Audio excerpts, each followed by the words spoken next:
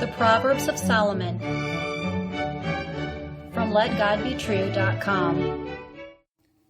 Proverbs chapter 1 and verse 31. Therefore shall they eat of the fruit of their own way, and be filled with their own devices. Hear the words of God in Solomon again. Therefore shall they eat of the fruit of their own way, and be filled with their own devices. The world is getting what it wanted. Most nations, families, and individuals are suffering the painful consequences of foolish choices. There is a simple reason for confusion and trouble in so many places.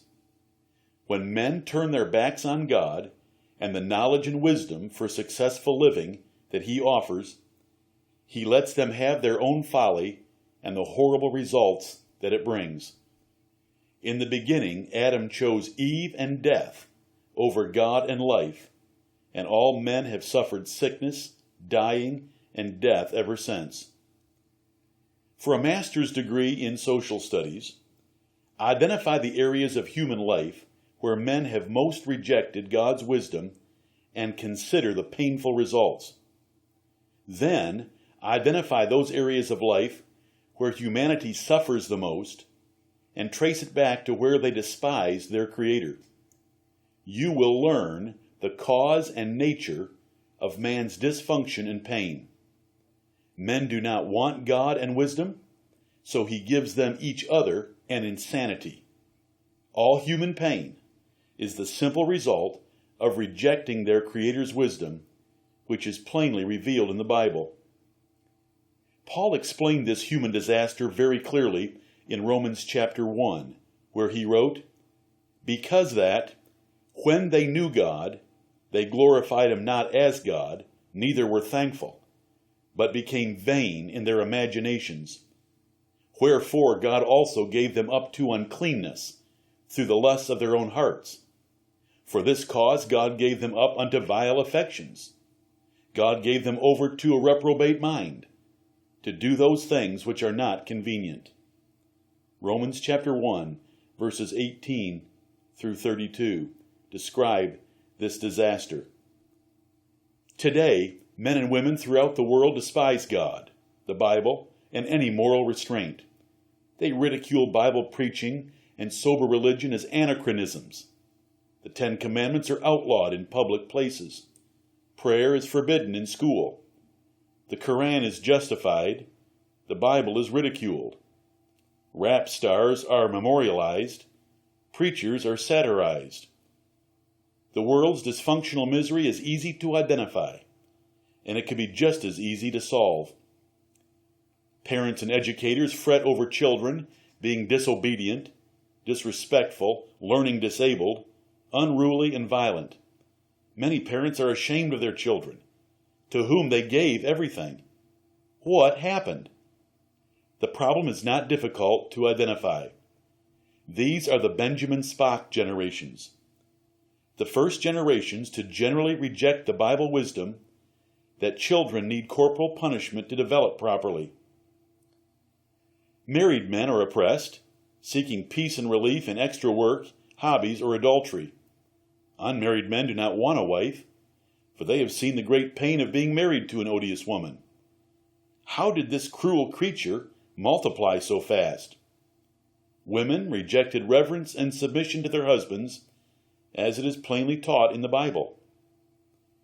Economists scramble to cover national debts, keep interest rates low, lower taxes, and fund new deals, all at the same time.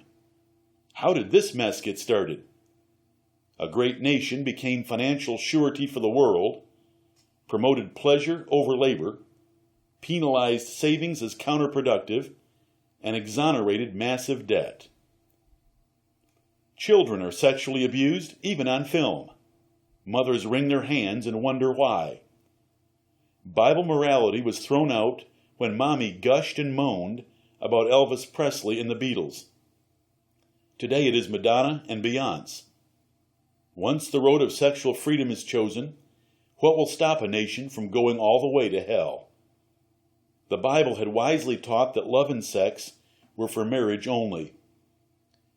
Youth today shuffle like apes, pierce every body part they can find, paint themselves like aborigines, wear their pants at half-mast, speak in guttural grunts, spike their hair, flatten their minds, and flunk a degraded SAT. The NEA demands more money for education. Politicians promise Pollyanna solutions if voters will approve deficits for education. Did someone forget? It was the schools that told these children they came from monkeys. Labor unions strike. Wage rates and benefits for moronic jobs go sky high. Restrictive job rules are passed. Factories close. The cost of goods skyrockets.